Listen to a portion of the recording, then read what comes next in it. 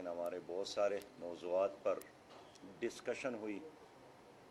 سب سے پہلے تو میں پاکستان پیپل پارٹی کے چیئرمین جناب بلاول بھٹو صاحب کا شکریہ ادا کرتا ہوں، جناب گیلانی صاحب کا، جناب راجہ پرویز اشرف صاحب کا، جناب قاہرہ صاحب، جناب سعید غنی صاحب، ہمارے پنجاب کے حسن مرتضیٰ صاحب اور ان کے تمام دوستوں کا، اور اس سے پہلے جناب آصف علی زرداری صاحب بھی 2 بار منصورہ تشریف لائے ہیں، اور میری والدہ محترمہ کی وفات پر ان کی ٹیلی فون اور تعزیت، پھر پیپل پارٹی کی پوری قیادت، آج بلاول بھٹو صاحب بھی آئیں، تو اس پر میں ان کا شکریہ ادا کرتا ہوں۔ معزز صحافی حضرات، جیسے کہ آپ کے علم میں ہے کہ سیاست جو ہے یہ ڈائلاگ کا بھی نام ہے، دلیل کا بھی نام ہے، صبر اور تحمل کا بھی نام ہے، اور آپس میں مشاورت کا نام ہے۔ پاکستان ہم سب کا ہے، پاکستان میں بہاریں ہو، ہم سب اس سے مستفید ہوتے ہیں، اور پاکستان تکلیف اور مصیبت اور مشکل میں ہو تو ہم سب اس سے متاثر ہوتے ہیں۔ اس لیے ایک خوشحال پاکستان ہم سب کی ضرورت ہے، اور جماعت اسلامی پاکستان جو کہ ایک جمہوری جماعت ہے اور ہمیشہ یہی کوشش کرتی ہے کہ پاکستان میں جمہوریت مضبوط ہو، عوام کی رائے ان کی اہمیت ہو، اور اس کے لیے ضروری ہے کہ سیاسی جماعتوں کے درمیان آپس میں قومی ایشوز پر گفتگو، ڈائلاگ اور مشاورت ہو۔ اس وقت پاکستان میں جو حکومت قائم ہے پی ٹی آئی کے نام سے، 1100 دن گزر گئے، اور ان 1100 دنوں میں عوام کے مشکلات میں مسلسل اضافہ ہوا، اور اب حکومت چاہتی ہے کہ ایک تابعدار الیکشن کمیشن ہو، ایک وفادار عدالت عظمیٰ ہو، اور ان کے ہر بات پر تصدیق کرنے والی اور اس کو بہتر اور صحیح کہنے والی ایک میڈیا موجود ہو۔ لیکن ہم سمجھتے ہیں کہ یہ سوچ جمہوریت کے لیے، پاکستان کے لیے زہر قاتل ہے، اور ایک خوشحال پاکستان کے لیے آزاد عدلیہ کی ضرورت ہے، آزاد الیکشن کمیشن کی ضرورت ہے، اور آزاد میڈیا کی ضرورت ہے، اور ان اداروں کو قابو کرنا یہ ایک آمرانہ سوچ ہے۔ اس لیے جماعت اسلامی سمجھتی ہے کہ الیکشن کمیشن آف پاکستان آزاد بھی ہو، غیر جانبدار بھی ہو، با اختیار بھی ہو اور باوقار بھی ہو، اور یہ آئین کے آرٹیکل 218 اور 219 کا تقاضا ہے۔ ہم جب کہتے ہیں کہ الیکشن کمیشن ہر لحاظ سے آزاد ہو، تو پھر ہم چاہتے ہیں کہ وہ حکومت کے دست رس سے آزاد ہو، وہ اسٹیبلشمنٹ سے بھی آزاد ہو، اور وہ عالمی اسٹیبلشمنٹ کے اثر رسوخ سے بھی آزاد ہو۔ ہم ہر لحاظ سے پاکستان کے الیکشن کمیشن کو آزاد دیکھنا چاہتے ہیں، اور یہ جمہوریت کے لیے بہت ضروری ہے۔ اور جب تک الیکشن کمیشن آزاد نہ ہو تو ہر الیکشن کے بعد لوگ روتے ہیں، سیاسی جماعتیں احتجاج کرتے ہیں، نتائج کو تسلیم نہیں کرتے ہیں، ایک شام کربلا بنانے پر لوگ مجبور ہو جاتے ہیں۔ تو الیکشن کمیشن کا بااختیار ہونا ضروری ہے۔ اس طرح ہم یہ بھی چاہتے ہیں کہ وہ حکومتوں کی پابند بھی نہ ہو، سیاسی جماعتوں کی بھی پابند نہ ہو، اور تمام सियासी जमातों को यकसा मौक़े मिले और इक़्तिदार देना, हुकूमत देना, ये अवाम का काम है। ये किसी एक इदारे के मर्ज़ी नहीं चलनी चाहिए। और जब तक हम इस रियलिटी को एक्सेप्ट नहीं करते हैं, हमारे मुल्क में जमहूरियत मजबूत नहीं होगी। जमहूरियत मजबूत नहीं होती है, पाकिस्तान मजबूत नहीं होगा। लिहाजा आज पीपल पार्टी की चेयरमैन के साथ हमारे जिस नुक्ते पर ज़्यादा बात हुई वो यही है कि हमारा पाकिस्तान का इलेक्शन कमीशन मजबूत हो।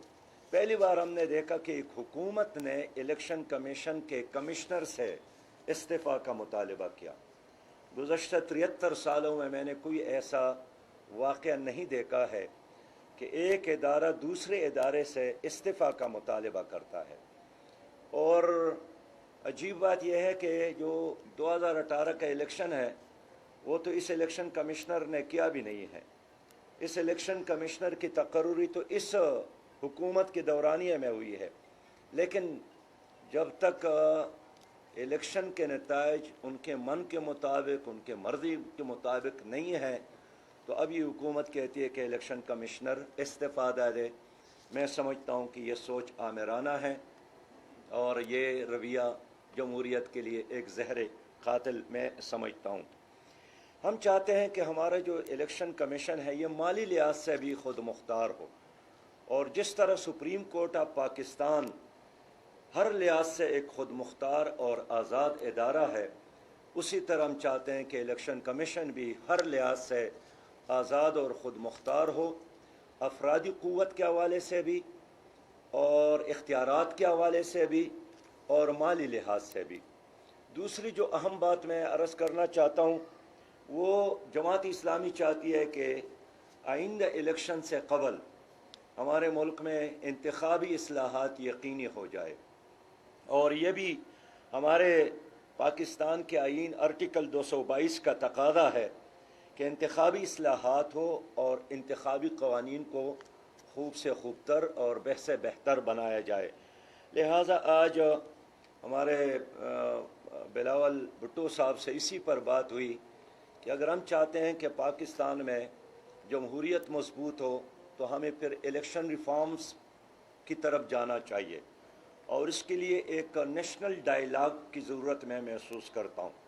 और मैं चाहता हूँ कि ख़ुद PTI भी इसको इस डायलॉग का हिस्सा बनाया जाए, इसलिए कि गुज़श्ता हुकूमत में जब इमरान ख़ान साहब ने धरना दिया था और उसको भी एतराज़ था कि पहले मरहले में वो 4 सीटों की बात करते थे, फिर वो 10 सीटों की बात करते थे, और एक तवील धरना उसने दिया, तो वो उसी वक्त भी ये चाहते थे कि इलेक्शन रिफॉर्म्स हो।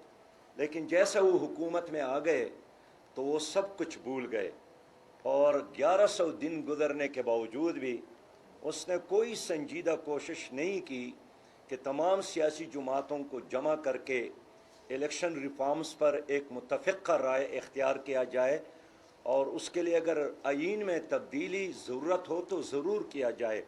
लिहाजा आज चूँकि जमात इस्लामी भी एक कौमी जमात है, और सही बात यह है कि तरचमीर के पहाड़ से लेकर कराची के गली और कूचों तक और सिंध के घोटों तक पीपल पार्टी भी मौजूद है, उसी तरह जमात इस्लामी भी मौजूद है। तो हमने इस पर इत्तेफाक किया कि बाकी दोस्तों को भी हम साथ मिला लें और इलेक्शन रिफॉर्म्स पर हम मिलकर काम करें, ताकि आइंदा इलेक्शन पर लोगों का एतमाद हो। अगर इलेक्शन रिफॉर्म्स नहीं होते हैं तो जिस तरह डस्का में इलेक्शन हुआ और इलेक्शन के दिन कुछ लोगों को अगवा किया गया, फिर फायरिंग हुई, फिर लोग भी उसमें मर गए, तो आइंदा इलेक्शन में इसी तरह या मार दाड़ होगा या वोट देने के खातिर लोग घरों से नहीं निकलेंगे, कतारों में खड़े नहीं होंगे, शनाख्ती कार्ड जेब में नहीं रखेंगे, इसलिए कि आम शहरी यही समझेगा कि ये एक्सरसाइज पर नथिंग है, पहले से फैसले हो जाते हैं, और ये सिर्फ एक्सरसाइज के लिए लोगों को कतारों में खड़ा किया जाता है और लेफ्ट राइट और सिट स्टैंड करवाया जाता है।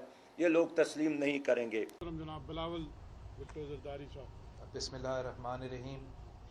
मैं सबसे पहले सराजुल हक साहब اور جماعت اسلامی کی قیادت کا شکر گزار ہوں کہ آج ہمیں یہاں جماعت اسلامی کے ہیڈ کوارٹرز پہ ویلکم کیا، اور پاکستان پیپلز پارٹی اور جماعت اسلامی کے تاریخ، پاکستان کی تاریخ سے اور جمہوریت کی تاریخ سے جڑا ہوا ہے. اس اور لانگ مارچ کا ڈیلے ہونا کا سوال ہے. میرا موقف یہ ہے کہ ہمارا لانگ مارچ کو ایک ڈیلے نہیں ہونا چاہیے تھا. جب آپ نے قوم کے سامنے یہ اعلان کیا تھا کہ 26 کو ایک مارچ ہونا تھا، میں باقی جماعتوں پہ کامنٹ نہیں کر سکتا ہوں، لیکن میرا اپنا جماعت کا کافی تیاری تھا.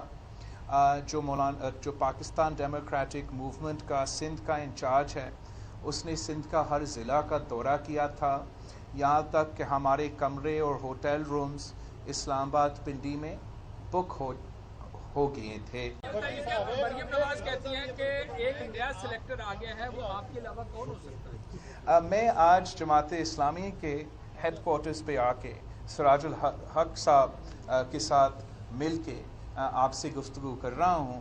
اگر میں نے مسلم لیگ کا وائس پریزیڈنٹ پہ کامنٹ کرنا ہوتا تو میں اپنا وائس پریزیڈنٹ کو کہتا کہ وہ کامنٹ کرے. نواز شریف کا جنرلوں سے احتساب مانگنے کے مطالبہ ہے.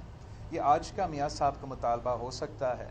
پاکستان پیپلز پارٹی تو 3 نسلوں سے کہہ رہی ہیں کہ سب کا احتساب ہونا چاہیے، ہر کسی کا احتساب ہونا چاہیے. ہم تو اس سلیکٹ ہونے کا جو سلسلہ ہے وہ آج سے شروع نہیں ہوا، وہ کسی اور کے دور میں شروع ہوا تھا، اور ہم چاہتے ہیں کہ اس سلیکٹ ہونے کا سلسلہ میں ہم فل سٹاپ ڈالیں. احتساب کا اور اکراس دا بورڈ اکاؤنٹیبلٹی کا جو مطالبہ ہے وہ میرا منشور کا حصہ ہے، وہ سراج الحق صاحب کا بھی مطالبہ ہے. شہید محترمہ بینظیر بھٹو نے بھی یہی مطالبہ آپ کے سامنے، میڈیا کے سامنے، قوم کے سامنے رکھا تھا، تو ہم اسی مطالبہ پہ قائم ہیں. جہاں تک اگر کسی کا الزام مجھ پہ یہ لگانے کی کوشش کر رہے ہیں کہ ہم سلیکٹ ہونے کے لیے تیار ہیں، تو ہمارے رگوں میں یہ سلیکٹ ہونے والا سلسلہ نہیں ہے. لاہور سے کوئی دوسرا سیاسی خاندان ہے جس میں یہ ماضی ان کا تو رہا ہے.